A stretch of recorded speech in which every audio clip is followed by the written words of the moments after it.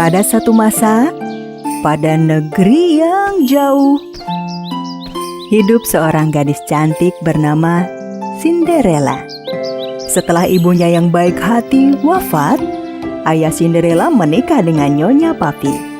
Nyonya Puffy memiliki 2 orang putri yang sombong, iri hati dan gemar berkelahi seperti dirinya.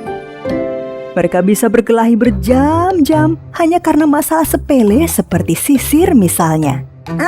Berhenti! Ku bilang berhenti! Kembalikan itu punyaku! Tidak. Suatu hari, ayah Cinderella harus melakukan perjalanan dalam waktu yang lama. Nyonya Puffy memanfaatkan situasi ini dengan memerintah Cinderella melakukan semua pekerjaan rumah.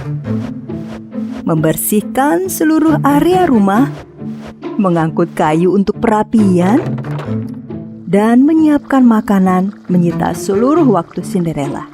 Meski sudah bekerja keras, Nyonya Puffy dan putri-putrinya tetap bersikap kejam dan congkak pada Cinderella. Bu, Cinderella kan kotor. Jangan biarkan makan bersama kita. Jangan biarkan tidur bersama kami, membawa mimpi buruk. Cinderella, kau dengar kata putri-putriku yang cantik? Sekarang kamu tidur di loteng. Cinderella yang malang tidur di kamar tua yang berdebu di loteng. Melalui jendela yang kecil, ia memandang ke arah taman. Dari waktu ke waktu, ia mengobrol dengan seekor merpati putih. Halo merpati manis. Seiring berjalannya waktu, saat sedang membersihkan kamarnya, Cinderella bertemu dengan 2 ekor tikus kecil. Siapakah kalian? Hai, aku adalah Cheddar. Dan aku Mozzarella. Dan aku Cinderella. Kalian suka makan keju ya? Akan kusiapkan makanan lezat untuk kalian. Ya. Kami sangat lapar. Kami sudah tidak pergi ke dapur selama berjam-jam. Iya, ada monster jahat berbulu di bawah. Itu si kucing nakal Papu. Besok pagi-pagi sekali akan kusiapkan sarapan yang nikmat untuk kalian. Keesokan paginya, Cinderella memasuki dapur tanpa menimbulkan suara. Papu sipus nakal menunggu di depan lubang tikus di dapur, memburu Cheddar dan Mozzarella. Cinderella diam-diam mengambil beberapa potong keju, lalu pergi ke loteng. Namun, putri Nyonya Puffy memergokinya. Bawa apa kamu? Dan mau kamu apakan? Ini sedikit keju untuk sarapan. Ibu, Cinderella mencuri makanan kita. Mencuri? Aku tidak pernah mencuri apapun. Sudah mencuri berbohong pula. Jahat sekali kamu. Tikus kecil turun dan berlarian di dapur untuk menakut-nakuti 2 bersaudari jahat. Wah! Oh tidak! Ada tikus! Ada tikus dalam rumah! Bu! Aku takut! Bukan cuma 1, tapi 2! Ketika Nyonya Puffy akan menangkap tikus itu, terdengar seseorang mengetuk pintu. Ternyata Mahaduta Kerajaan. Yang mulia pangeran akan mengadakan pesta dansa di istana besok malam. Semua gadis muda di seluruh negeri diundang dalam pesta ini. Mendengar kabar tentang pesta dansa, Jezebel dan Cassandra berlari dengan riang ke kamar mereka dan mulai memilih gaun untuk acara itu. Nyonya Puffy juga menginginkan kedua putrinya tampil cantik. Kedua saudari tiri jahat itu memaksa Cinderella untuk mempersiapkan gaun pesta untuk mereka. Keesokan hari pun tiba. Cinderella sangat kelelahan. Sahabat-sahabat kecilnya berusaha membangunkannya. Cinderella, bangun! Bangun! Kau harus pergi ke pesta dansa. Tapi aku tidak punya gaun. gaun yang aku punya kotor. Tutup matamu, Cinderella. Kami punya kejutan untukmu. Sahabat-sahabat kecil membawa Cinderella ke tengah kamar. Merpati membuka tirai di dinding dengan paruhnya.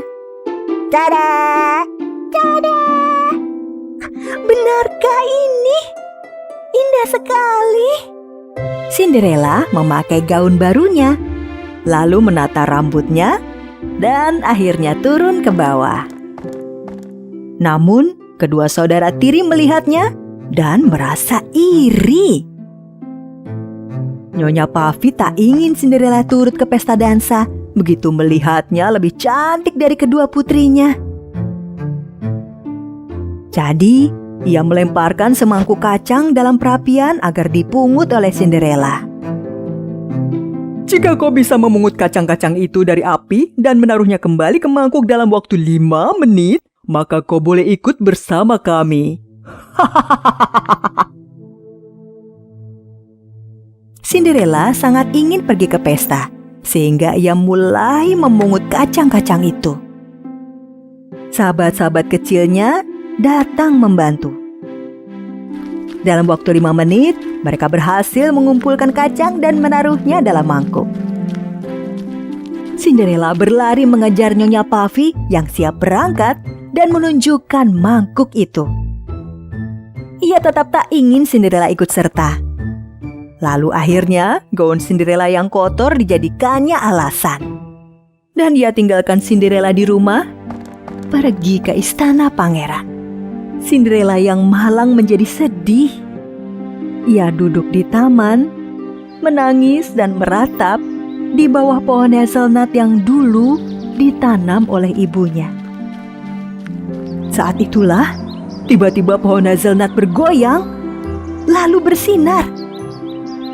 Dan muncullah peri cantik di hadapan Cinderella. Namaku Liabel. Aku datang untuk membantumu. Janganlah bersedih. Kau akan dapat menghadiri pesta itu. Tapi bagaimana bisa dengan kondisi seperti ini? Serahkan padaku. Aku hanya perlu sebuah labu. Yang lainnya sudah tersedia di sini.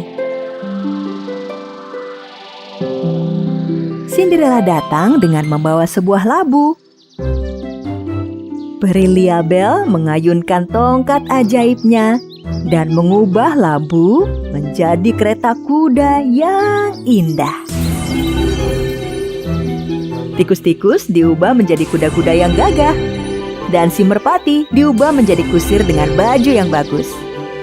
Cinderella tak percaya dengan apa yang dilihatnya. Bagaimana kau bisa melakukannya, Liabel? Peri mengayunkan tongkatnya lagi, dan Cinderella kini memakai gaun biru yang cantik. Dan ia mengenakan sepatu kaca. Aku seperti putri sekarang. Terima kasih, Liabel. Kini waktunya kau pergi ke pesta dansa. Cepat! Peri mengingatkan Cinderella sebelum ia berangkat.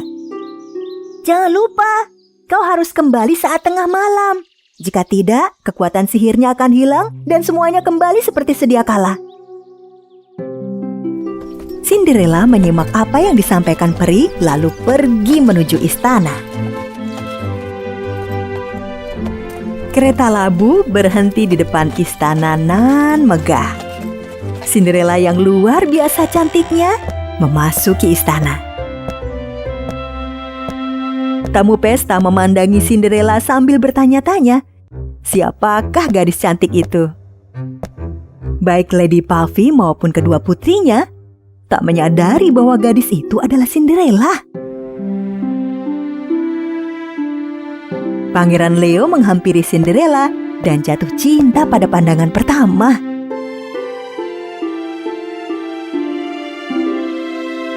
Wahai gadis cantik, bolehkah aku berdansa denganmu?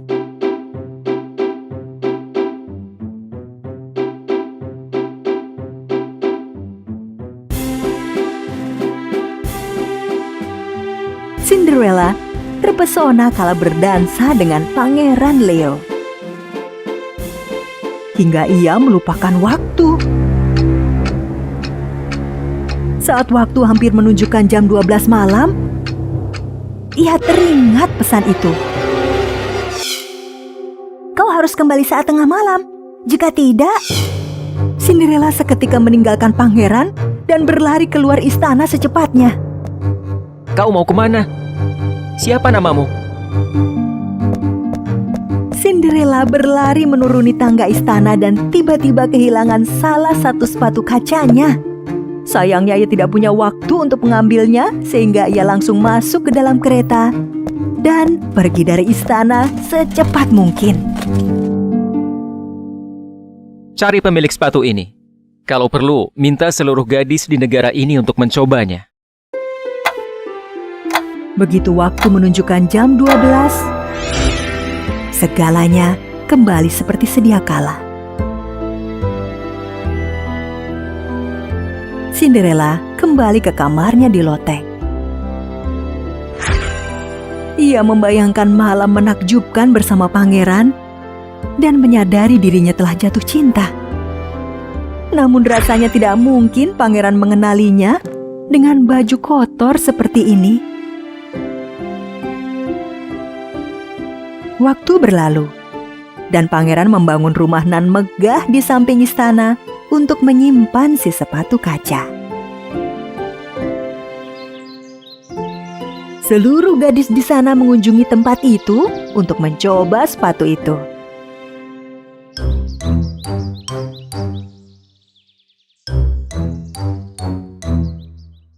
Nyonya Puffy dan kedua putrinya pun ikut berkunjung, tetapi tidak mengajak serta Cinderella. Kau tetap di rumah. Tak mungkin sepatu itu milikmu. benar, sepatu itu akan muat di kaki Cassandra atau kakiku. Tapi aku juga gadis yang ada di negeri ini. Aku punya hak untuk mencoba sepatu itu. Nyonya Puffy tak mau mendengar kata-kata Cinderella. Ia mengunci Cinderella di rumah dan pergi bersama dua putrinya. Tentu saja, sepatu kaca itu tidak pas di kaki Cassandra, juga kaki Jezebel. Kalau ku coba sedikit lagi, pasti muat. Malam hari, kala lampu-lampu rumah menyala, Cinderella dapat keluar dari rumahnya berkat jasa mozzarella dan cheddar. Ia tiba di rumah megah itu dan menghampiri sepatu kaca.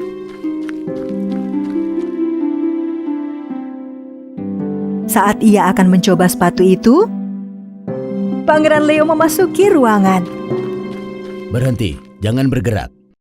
Kau bisa merusak sepatu itu. Tidak, ini sepatuku, akan pas di kakiku. Ia berkata jujur, ia adalah Cinderella. Dengan berani, Cinderella mengenakan sepatu itu di depan Pangeran Leo. Pangeran lalu menyadari sepatu itu Kau? Malam itu pas di kaki Cinderella. Kau gadis cantik yang malam itu berdansa denganku. Boleh aku tahu namamu? Namaku Cinderella yang mulia. Maukah kau menikah denganku, Cinderella? Dengan bahagia, Cinderella menjawab ya pada orang yang dicintainya. Mereka menikah di istana yang megah dan hidup bahagia selamanya.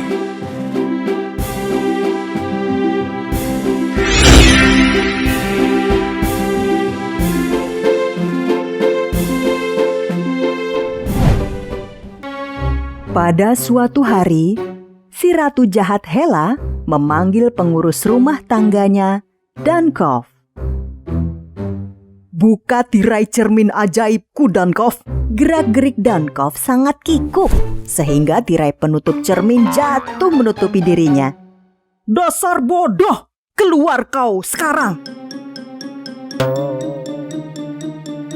Sang ratu mengagumi dirinya sendiri di depan cermin, lalu berkata, "Wahai cermin ajaib, siapakah wanita tercantik di negeri ini?" Cermin ajaib menjawab, Yang mulia, engkau bukan lagi merupakan wanita tercantik di negeri ini.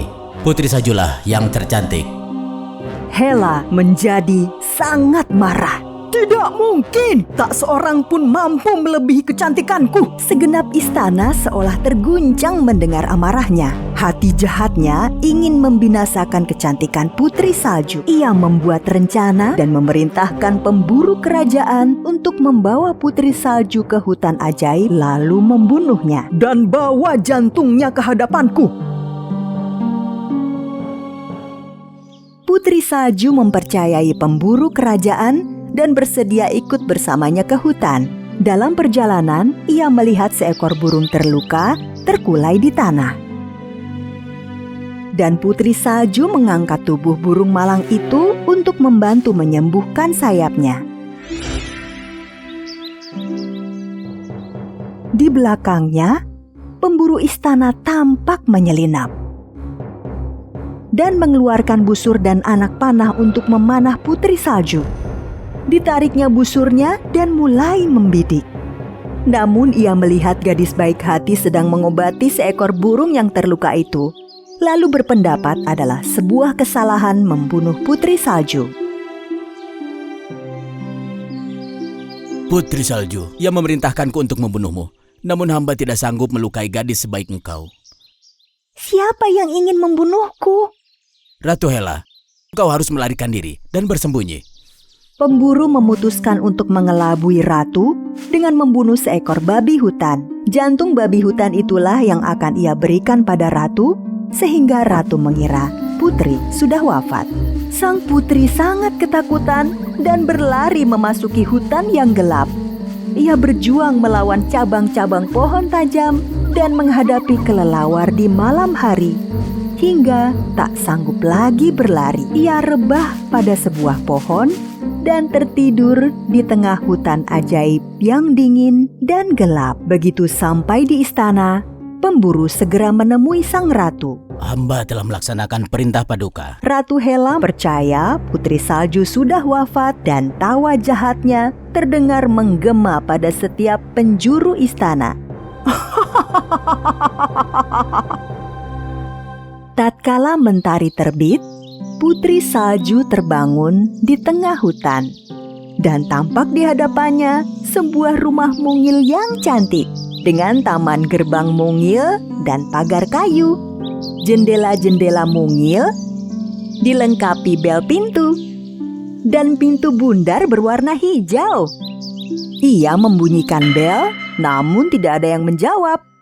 Kala ia akan mengetuk, ternyata pintunya tidak terkunci. Segalanya serba mungil di dalam rumah tersebut, seolah ia sedang berada dalam sebuah rumah boneka. Panci-panci mungil, sendok-sendok mungil, juga gelas-gelas. Saat ia menemukan semangkuk kecil sup, ia merasa sangat lapar sehingga memakan sup itu. Kemudian tertidur di atas sebuah tempat tidur mungil. Tak jauh dari sana, para pemilik rumah itu baru saja menyelesaikan pekerjaan mereka di pertambangan dan pulang ke rumah.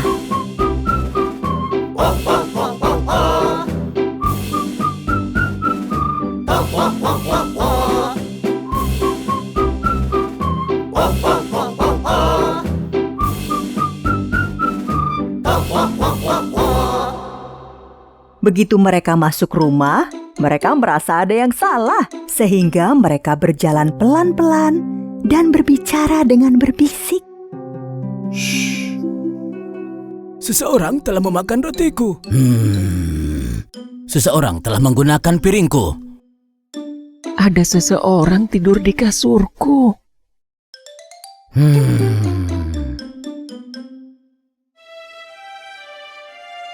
Gadis yang sangat cantik. Waduh, lampunya. Oh, Tangkap lampunya. Tangkap. Tangkap lampunya. Waduh. Tangkap.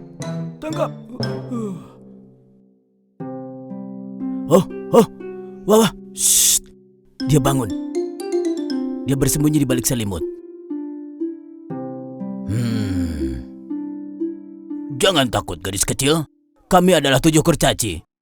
Namaku Ace. Dan ini adalah Jolly, si pemarah, si penasaran, si kocak, si pemalu, dan si pemalas.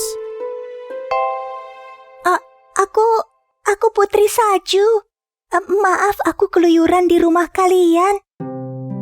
Putri Salju menceritakan segalanya, dan para kurcaci ikut merasa sedih mendengarnya.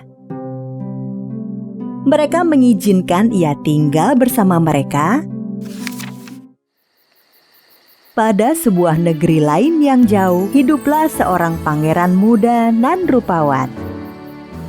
Ia bernama Pangeran Antoine. Ia gemar duduk di luar pada malam hari, menatap bintang-bintang yang mengingatkannya pada orang-orang yang dikasihinya. Pada suatu malam, ia melihat wajah Putri Salju pada langit berbintang dan merasa harus menemukan gadis itu. Seorang peri mengatakan bahwa sang putri dalam bahaya, lalu memberi kalung ajaib berbentuk hati pada pangeran. Pangeran Antoine mendatangi kuda kepercayaannya dan melakukan perjalanan mencari wajah cantik yang dilihatnya di langit. Sementara itu di istana, Ratu Hela yang jahat kembali berhadapan dengan cermin ajaib. Dankov, buka tirai cermin ajaib. Coba kita lihat kecantikanku. Dankov masuk. Namun tirai itu tersangkut pada cermin dan ia hampir saja menjatuhkannya. Dankov benar-benar pesuruh yang kikuk. Selalu di saat paling penting, ia menjadi canggung dan kikuk. Sang ratu menjadi merasa terganggu oleh sikapnya.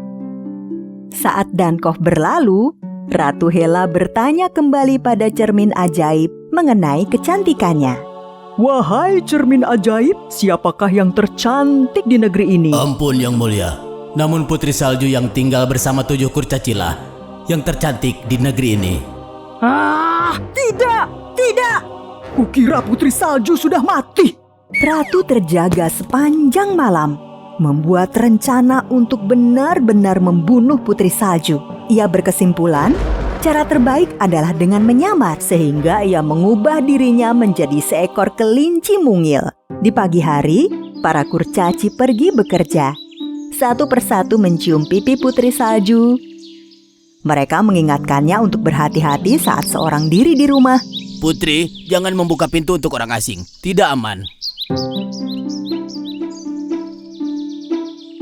Hutan tampak sangat damai. Putri Salju menyirami tanaman bunga di kebun.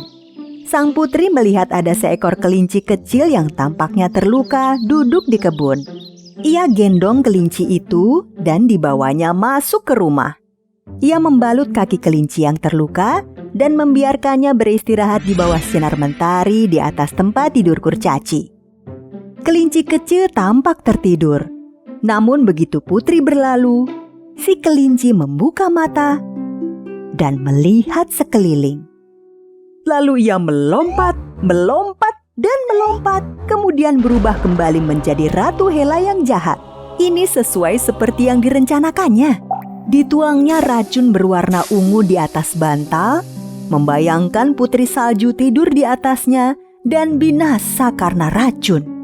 Putri Salju merasa sangat lelah bekerja di kebun dan masuk ke rumah untuk beristirahat.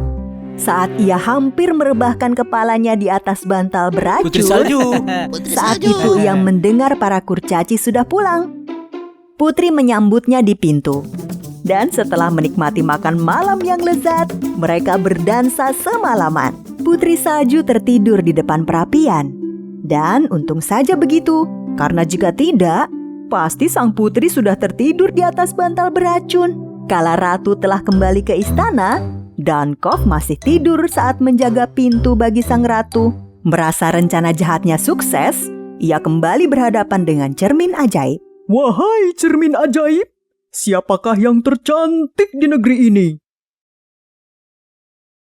Ratuku, Putri Salju yang hidup bersama 7 kurcaci lebih cantik daripada yang mulia. Tidak. Aku yang semestinya paling cantik di negeri ini. Aku harus membuat rencana untuk membunuh Putri Salju. Beberapa hari kemudian, ketika para kurcaci bekerja, Putri Salju sedang menjahit pakaian para kurcaci. Lalu, didengarnya pintu diketuk. Pintu depan diketuk 3 kali.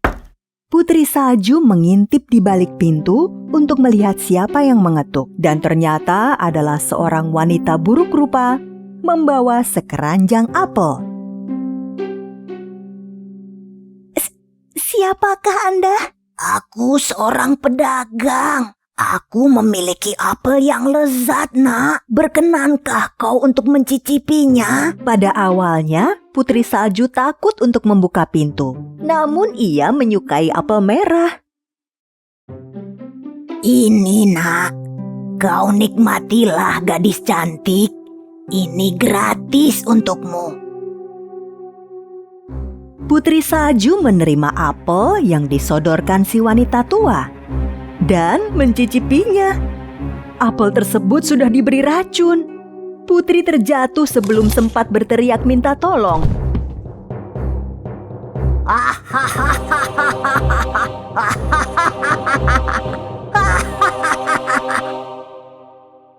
Di ujung jalan, Pangeran Antoine membawa kudanya beristirahat di bawah naungan sebuah pohon. Ia telah melakukan perjalanan jauh demi bertemu dengan wajah cantik yang dilihatnya di langit.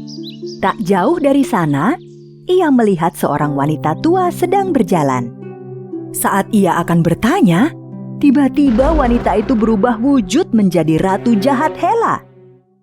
Pangeran dan kudanya sangat terkejut dan memutuskan untuk tidak jadi menanyakan jalan padanya.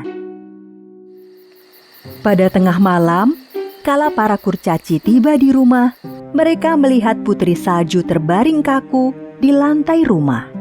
Mereka sangat sedih, hati mereka hancur berkeping-keping. Mereka membuat peti mati dari kaca untuk Putri Salju dan membawanya ke atas sebuah perahu menuju sungai terpanjang di negeri itu, agar semua orang mengetahui kecantikannya. Di hilir sungai, pangeran yang tengah melakukan perjalanan dengan kudanya melintasi pinggir sungai, memperhatikan wajah yang berada di peti kaca dalam perahu. Ia langsung dapat mengenali wajah gadis itu. Sang pangeran sangat sedih. Namun tetap dibukanya penutup peti tersebut. Diambilnya kalung ajaib dari kantungnya dan mengenakannya pada leher sang putri. Selamat jalan putriku, bersinarlah bagai bintang dimanapun kau berada. Namun saat itu juga, pangeran melihat Putri Salju bergerak. Kalung itu sungguh ajaib dan memberikan penghargaan pada pangeran akan kegigihannya dalam mencari wajah yang dilihatnya di angkasa. Putri Salju hidup kembali. Saat putri terbangun, ia takjub melihat seorang pangeran tampan berdiri di sampingnya, menyelamatkan jiwanya.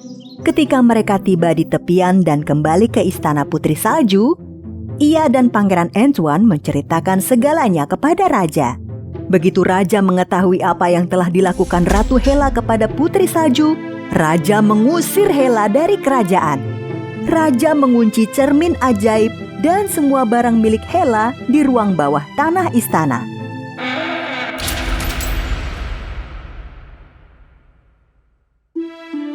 Beberapa bulan kemudian, Putri Salju dan Pangeran saling jatuh cinta dan akhirnya menikah. Diselenggarakanlah pesta pernikahan yang indah di istana.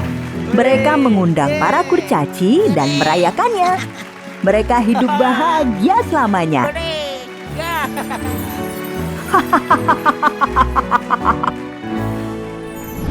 Pada suatu ketika, di negeri yang jauh, seorang petani tua memanggil kedua putranya untuk berbicara dengan mereka. Anak-anakku, aku sudah sangat tua sekarang. Aku ingin melihatmu membangun rumah tangga yang bahagia dengan calon istrimu. Petani itu pergi ke hutan bersama putra-putranya. Ia meminta masing-masing putranya menebang sebuah pohon. Kalian akan temukan cinta dalam hidupmu. Sesuai jatuhnya arah pohon yang kau tebang. Tapi jangan lupa menanam kembali untuk setiap pohon yang kau tebang. Keduanya kemudian menanam 2 buah bibit pohon. Kemudian si sulung Jack menebang pohon tertua yang pernah dilihatnya, seperti kata sang ayah. Dan pohon itu tumbang ke arah utara. Kemudian si bungsu Thomas menebang sebuah pohon tua. Namun pohon itu tumbang di tengah jalan hutan. Sepertinya rusa betina di hutan sedang menunggumu untuk kau nikahi, Thomas. Thomas mencoba mengabaikan ledekan kakaknya. Kedua bersaudara lalu berangkat dengan keberanian besar. Beberapa saat kemudian, Jack menemukan cinta sejatinya di utara. Ia memberi bunga pada si gadis, lalu melamarnya. Sementara itu, Thomas mengembara di hutan terpencil. Akhirnya ia melihat sebuah gubuk kecil di tengah hutan. Ia masuk, tetapi tak melihat siapapun. Tidak ada siapa-siapa di sini. Apa maksudmu tidak ada siapa-siapa? Aku di sini. Hah? Tampak seekor tikus mungil dengan lembut menyisir kumisnya di sudut gubuk.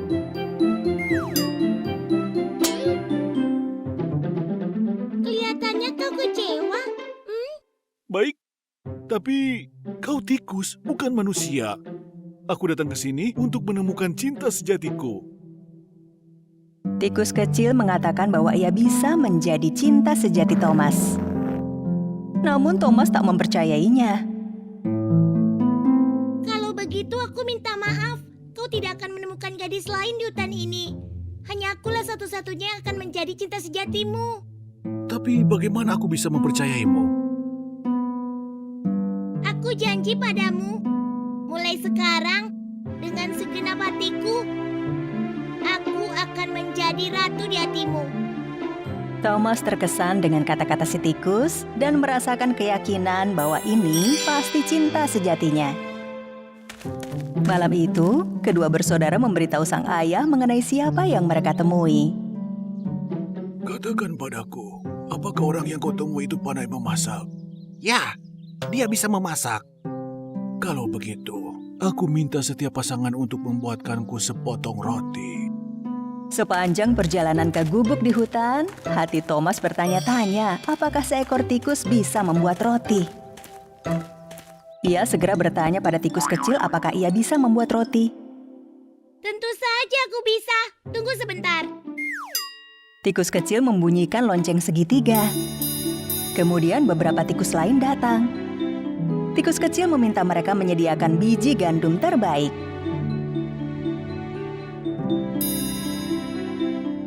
Saat Thomas menyaksikan dengan takjub, salah satu tikus membawa biji gandum terbaik.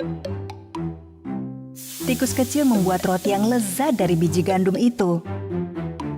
Thomas berterima kasih pada tikus kecil dan segera kembali ke rumah. Si sulung Jack membawa roti gandum hitam, sedangkan Thomas membawa roti gandum hangat. Kedua roti ini terlihat sangat enak, tapi yang paling segar adalah roti yang dibawa Thomas. Hahaha, katakan padaku, Thomas, apakah pasanganmu seorang putri dari hutan? Petani mengatakan pada dua putranya sudah waktunya bertemu istri-istri mereka. Thomas menemui tikus kecil dengan sangat gembira. Tikus kecil dengan mengenakan gaun terbaiknya kemudian membunyikan bel. Sebuah kereta kencana cantik lengkap dengan pengemudinya hadir di hadapannya. Tikus kecil masuk ke kereta kencana lalu berangkat ke rumah Thomas. Dalam perjalanan, terlihat jembatan rapuh di atas sungai. Pengemudi kereta tak melihat ada batu di jembatan itu, sehingga membuat tikus terlempar ke sungai bersama keretanya. Oh tidak, cintaku, cintaku. Apa yang akan kulakukan sekarang? Thomas menangis di jembatan. Air matanya jatuh ke air sungai deras di bawahnya. Wanita muda dan cantik tiba-tiba muncul di hadapannya. Ia berambut perak dan bermata biru. Thomas, tidak apa-apa. Ayo cepat naik, kita terlambat. Apa? Bagaimana? Kau? Ya Thomas, ini aku, cintamu. Sudah sejak lama sekali aku telah terkena mantra yang sangat jahat. Jika air matamu tidak jatuh dan bercampur dengan sungai, mungkin aku akan selamanya jadi seekor tikus. Terima kasih untuk cintamu. Berkat kau aku menjadi seorang putri lagi. Thomas dan sang putri cantik akhirnya tiba di rumah Thomas. Thomas anakku, kami sangat senang kau memperkenalkan kami kepada seorang putri yang cantik. Ternyata keberuntungan Thomas bukan datang dari pohon yang ditebangnya, tetapi kebaikannya pada setiap hewan dan manusia yang ditemuinya. Sejak hari itu, Thomas dan putri cantik yang semula seekor tikus hidup bahagia sepanjang usia mereka.